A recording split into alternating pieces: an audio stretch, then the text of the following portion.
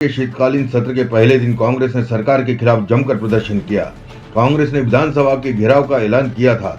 इसके लिए बड़ी संख्या में कांग्रेस नेता और कार्यकर्ता राजधानी के जवाहर चौक पर इकट्ठे हुए। कांग्रेस नेताओं ने यहाँ एक सभा की, हालांकि यहाँ से विधानसभा घेराव के लिए नहीं जा सके। सभा के बाद कांग्रेस नेताओं ने मंच पर ही गिरफ्तारी दी, यहीं से उन्हें रिहा भी कर दिया गया। जवाब दो, हिसाब दो रैली के जरिए मध्य प्रदेश की जो सरकार क्राइम, करप्शन और कर्ज में डूबी हुई है, उसको उजागर करने का संकल्प कांग्रेस के कार्यकर्ताओं ने लिया है। एक तरफ ये कहते थे किसानों की आय दुगनी करेंगे, किसानों को फसल बीमा का लाभ पहुंचाएंगे, फसलों पर, धान पर 3,000 रुपए, 3,100 रुपए, गेहूं पर 2,700 रुपए प्रति क्विंटल देंगे। और आज हम देखते हैं कि किसान हाहाकार मचा हुआ है, किसानों के सामने दुविधा है। और हमें याद आती है कि भले ही 15 महीने की सरकार थी, जब हमारे अपने क्षेत्र में मंदसौर और नीमच के किसान अतिवृष्टि के कारण परेशान हुए, उनकी फसलें चौपट हुई, उनके पास खाने को अनाज नहीं बचा, तब उस वक्त की हमारी कांग्रेस की सरकार और मुख्यमंत्री माननीय कमलनाथ जी ने 100% मुआवजे की राशि मंजूर कराई और किसानों के खाते में पैसे जमा हुए। आज हमारे नेता राहुल जी किसान की लड़ाई लड़ते हैं। 3 काले कानून के खिलाफ किसान लड़े, शहीद हुए, लेकिन अपनी मन की बात में प्रधानमंत्री जी के पास उनको बोलने के लिए संवेदना के 2 शब्द नहीं थे। आज हमारे लिए दुख की बात है कि जब पूरे देश में संविधान पर बात हो रही है, संविधान निर्माण पर बात हो रही है, तब माताओं बहनों के साथ जो उत्पीड़न की घटनाएं मध्य प्रदेश में हो रही है, वो हम सबको दुखी करती हैं। भविष्य नौजवानों का है, कोई लंबी बात आपसे करनी नहीं। प्रदेश की तस्वीर आप सबके सामने है। आज बड़े दुख से मुझे कहना पड़ता है कि मध्य प्रदेश की पहचान घोटाला प्रदेश की है। हर क्षेत्र में घोटाला, ये घोटाला प्रदेश, हर क्षेत्र में घोटाला, नौजवानों के रोजगार की नियमों में घोटाला, किसानों को बीज खाद का घोटाला, जहां देखो घोटाला घोटाला घोटाला। और ये बड़े दुख की बात है कि अपना प्रदेश घोटाला प्रदेश से पहचाना जाए।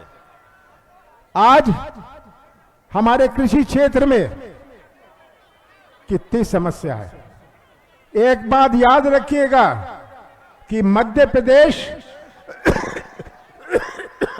की अर्थव्यवस्था 70% मध्य प्रदेश की अर्थव्यवस्था कृषि क्षेत्र पर आधारित है।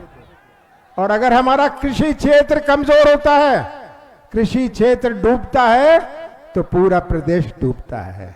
ये हमें बात कभी समझ नहीं आती कि 70% मध्य प्रदेश की अर्थव्यवस्था कृषि क्षेत्र पर आधारित है।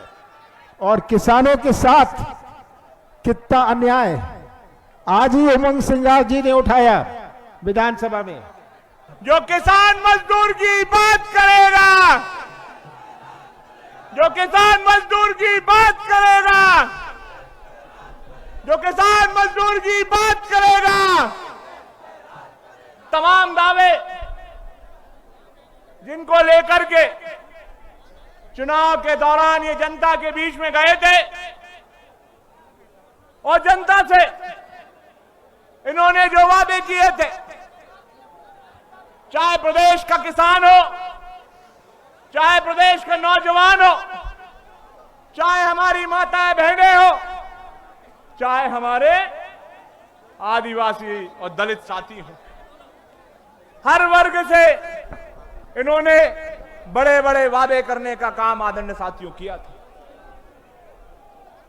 इन्होंने मेरे अन्नदाताओं से ये कहा था कि सरकार बनने के बाद मेरे अन्नदाता का जो गेहूं है वो 2700 रुपए प्रति कुंटल खरीदने का काम किया जाएगा।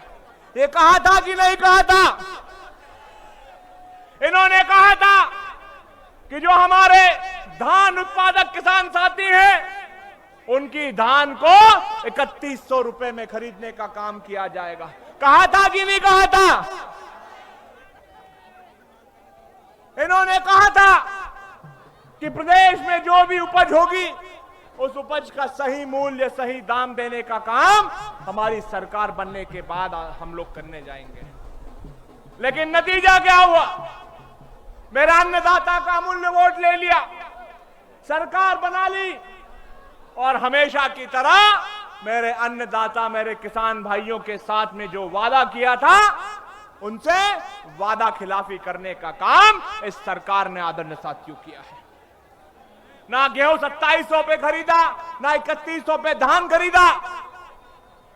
और ये सब तो छोड़िए आदरणीय साथियों, किसान भाइयों, ये सरकार तो समय पर मेरे किसान भाइयों को खाद तक नहीं उपलब्ध करा पाई। अत्याचार जो जुल्म कांग्रेस कार्यकर्ताओं पर हो रहा है, उस जुल्म को लड़ने के लिए हम लोग आपके साथ शाना बशाना तैयार है। बहुत सारे नेताओं को बोलना है, मैं तो अक्सर बोलता रहता हूं। मैं सिर्फ पूरे भोपाल की तरफ से आपको धन्यवाद दूंगा और इस समय मैं ये बात कहूंगा कि कार्यकर्ता जिस मेहनत और लगन के साथ कांग्रेस का झंडा थाने हो, ये याद रखना बहुत सारे लोगों को बहुत कुछ नहीं मिला और आज हम लोग आपको कुछ देने की स्थिति में नहीं है, लेकिन आप एक आवाज हो और वो आवाज हो जो मजलूमों की हो। आप एक वो आवाज हो जो जुल्म के खिलाफ खड़े हो। देश में जिस तरह का जुल्म का तांडव और प्रदेश में जिस तरह का जुल्म का तांडव, उसके खिलाफ आपने आवाज बुलंद करी है। तो यह भी याद रखना कि आपकी और हमारी तरह आपका और हमारा नेता आदरणीय राहुल गांधी सब मजलूमों के साथ खड़ा है। आइए, आज हमने विधानसभा में पहला दिन था, आज सभी विधायकों ने सामूहिक रूप से किसानों की मांग को लेकर सरकार को घेरा है। सरकार नाकाम है। आज हम सब विधायक डीएपी और खाद की समस्या को लेकर विधानसभा में गए थे, आपकी आवाज बुलंद करी थी। मैं आपसे यह कहना चाहता हूं कि हम भी एक एक किसान को ये बात कहें कि किसान के हक के लिए हम जी जान से मेहनत करेंगे। 2700 पर गेहूं की खरीदी हो, इसके लिए हम प्रतिबद्ध रहेंगे। 3100 पर धान की खरीदी हो, इसके लिए हम प्रतिबद्ध रहेंगे। मैं अभी हमारे एक किसान नेता है रतलाम के डीपी धाकड़ जी, मैं उनसे मजाक कर रहा था, अब डीपी के साथ साथ डीएपी धाकड़ बनना पड़ेगा आपको, क्योंकि कहीं ना कहीं इस बार हमने देखा कि मांग के अनुसार सिर्फ 50% ही हमें इस बार डीएपी यूरिया मिल पाई थी। कहीं ना कहीं ये बहुत बड़ी विफलता भाजपा सरकार की है। कहीं भी कोई भी गोदाम में डीएपी खाद नहीं मिल पा रही थी। अगर डीएपी और खाद उपलब्ध थी तो सिर्फ जो दलाल भाजपा के थे उनके बड़े बड़े गोदामों में डीएपी खाद उपलब्ध थी। यही सच्चाई है हमारे प्रदेश की साथियों। हमारे और बहुत सारे बड़े नेता अब बोलना चाहते हैं तो मैं आपका और समय नहीं लूंगा, लेकिन आज आप सब ने जो भारी संख्या में आप सब यहां पधारे हैं, मैं आप सबका बहुत बहुत आभारी हूं। हम सब आपको वादा करते हैं, आप जहां कहोगे हम आप सबके लिए जी जान से हाजिर रहेंगे। बता दिया कि बड़ी बड़ी जो जानकारियां दी। मैं तो दो टप्पी बात करने वाला नेता हूं।